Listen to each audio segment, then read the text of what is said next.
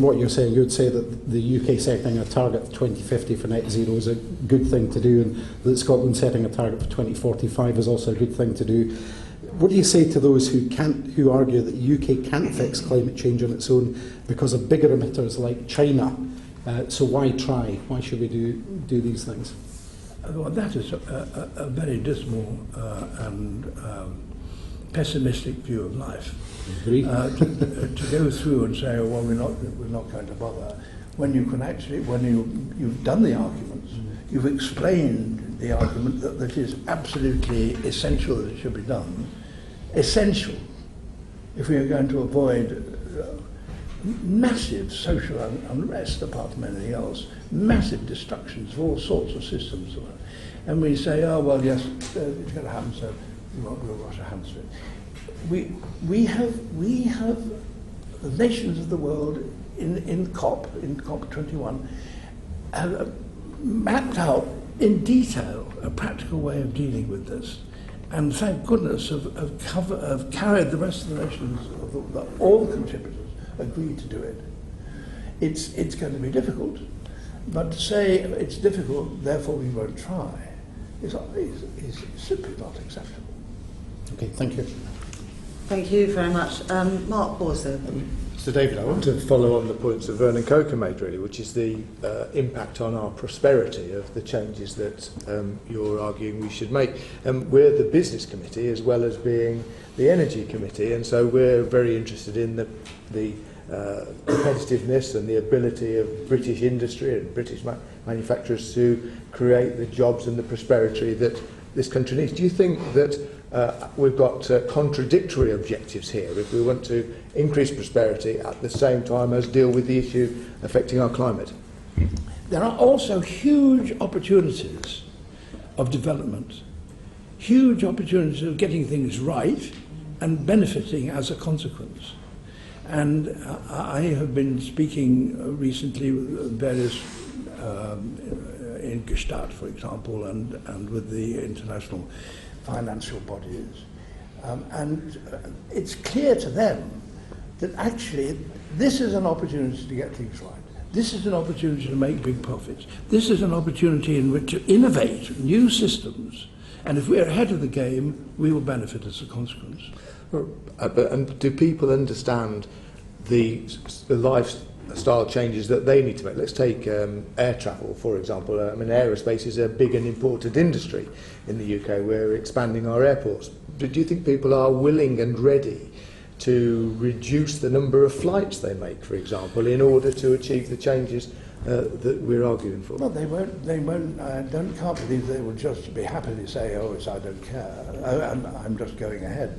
And there is a way, of course, in which those in powers, as it is, influence how many people take it, and that's economically.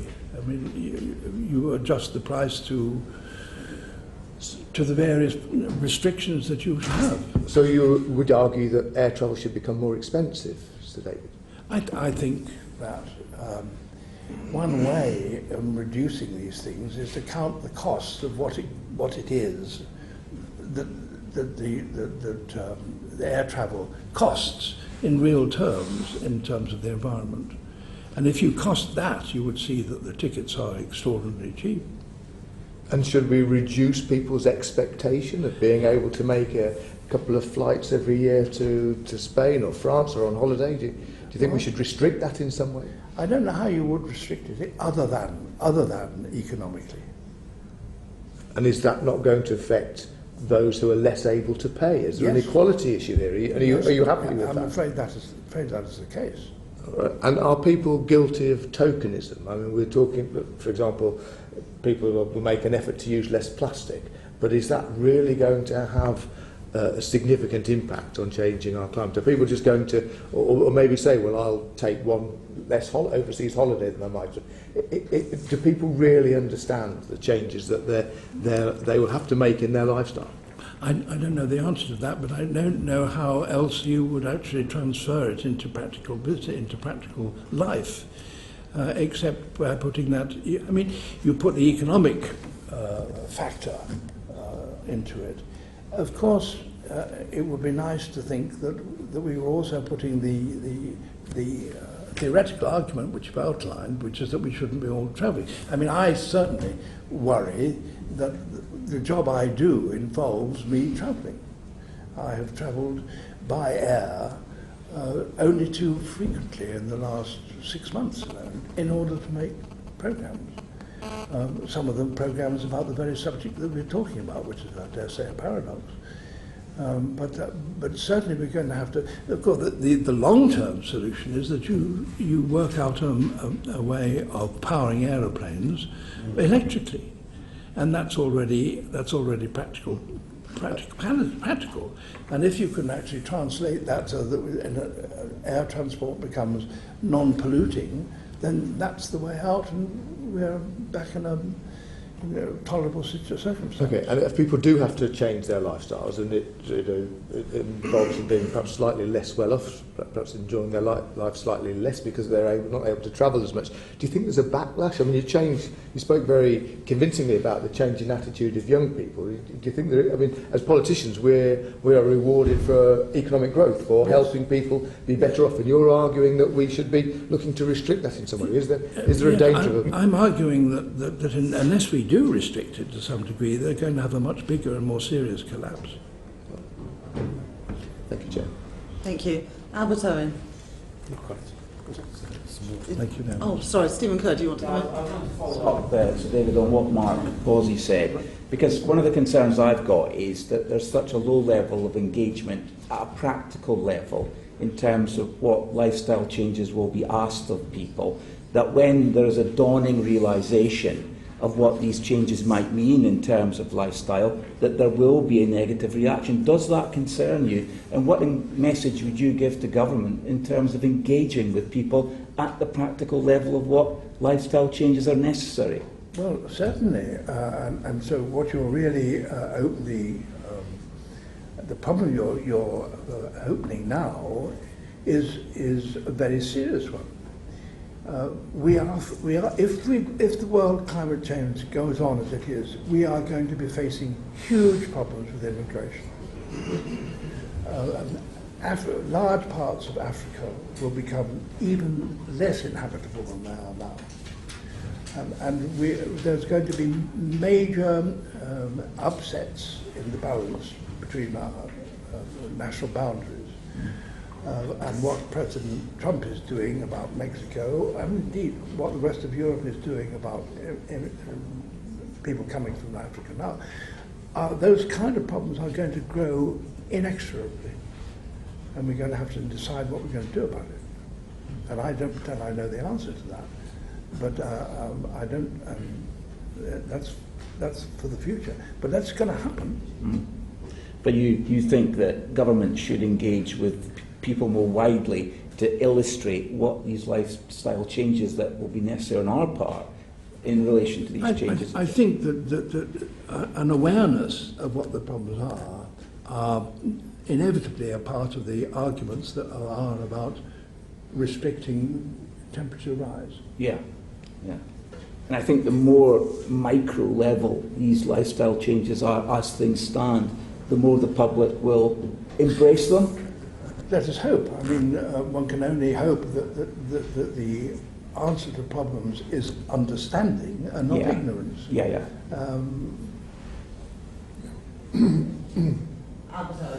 Thank you. So, David, you said recently at Davos, and I quote selectively here, "We can create a world of clean air and water, unlimited energy and fish stocks that we can sustain us well into the future, but we need a plan." What is that plan? What would you like to see governments collectively across the globe do immediately to address the problem? I don't suppose I could possibly outline a plan in that sort of way. What I suppose I was thinking about, talking about that, is that we should expose what these problems are. We could expose what we think solutions of them are, and think about the consequences. I don't see we can do better than that. Okay, so what kind of life do you think our grandchildren are going to lead? You mentioned earlier this is not a problem for us that are in this room, but for future generations. I mean, and can humanity address the impact of climate change in time so they have a decent life? I suppose you have to define what you think by a decent life, and that must be bound up with, in fact, what your ambitions are as a human being. And that's a question of individual moralities as to how you accept inequalities between human beings. But you also mentioned that some of the larger countries in the world are not sort of pulling their weight at this moment in time. And you refer to the United States, that its legal obligations of COP agreements, etc. China is quite optimistic about the future. A couple of years ago, the Institute said there was no way we could reduce, the temperatures wouldn't be reduced by 1.5. He's now saying it can be done. So what do countries of the world need to be doing now so that future generations can look to us and say they're making a good job of it, so that for our future? I'm not sure I understand the question. Okay, the question is, you said that there should be a plan, right? You're not sure what the plan should be. So let me ask you, the first question to you was, what had you seen in your long life of reporting that was stark, that you saw there was climate change? What do you think we should do now that could reverse that? What should be done? I think it is fair to ask you a question so that you can help us in our deliberations as we move forward. I think we should be doing, we should be investing, encouraging industry to invest in new techniques to deal with the generation of power. One of the paradoxes is that the power is streaming down on the earth from the sun with no restriction on it at all. We can do it directly with no problems, except to properly take advantage of that, we have to make sure that we have got ways in which we can store power, batteries which we can store power on a major scale, and ways in which we can transport power without a major loss of the product, as it were. So it would be possible, if we can solve those problems, we can change the polluting problems of both airlines and motor cars. Now we're on the way to that. The scientific knowledge known already there as to how to deal with the batteries and so on is also there. And if we can only coordinate the methods in which, the practical methods in which we can bring about storage and transport of energy, we have got a huge solution to a majority, or to a great number of our problems. Do you think we're making progress? Do you think we're making good progress? Well, I think we probably are. And I don't know, there are all sorts of suggestions that come through my post, and maybe yours too, of people who think that they know a solution in which way they could do each one of those problems. I've met quite a lot of people who are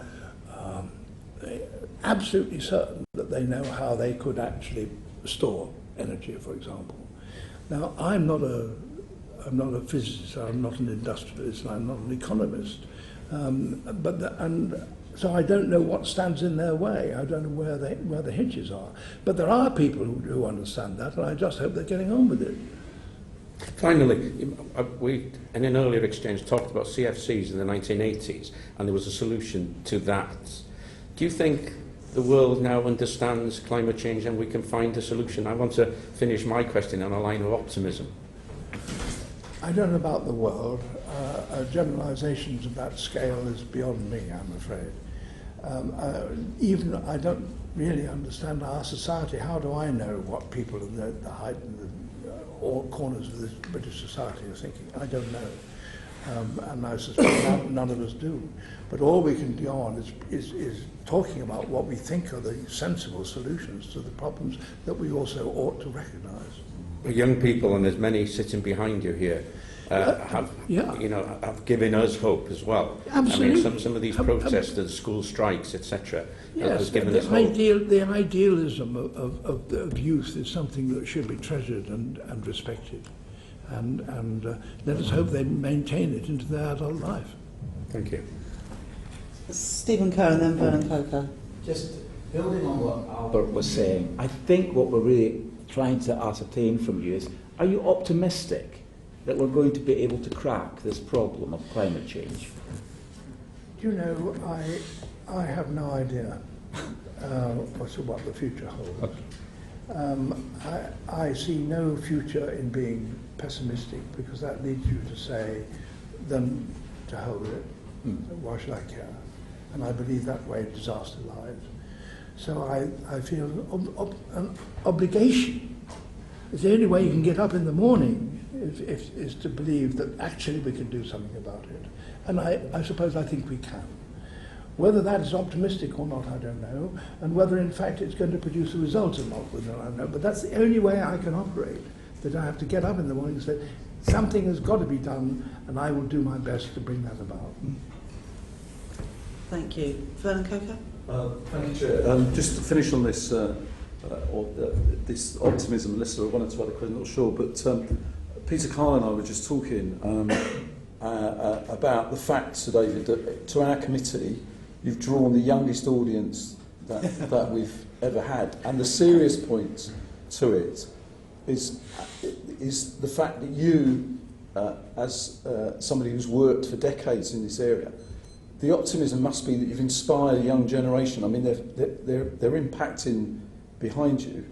And that was the point of the questions that I've asked and others have asked, about we have to be optimistic but challenge ourselves, it seems, to do better. But you look at all these young people here demanding that... I'm sure they've come for us as well, but...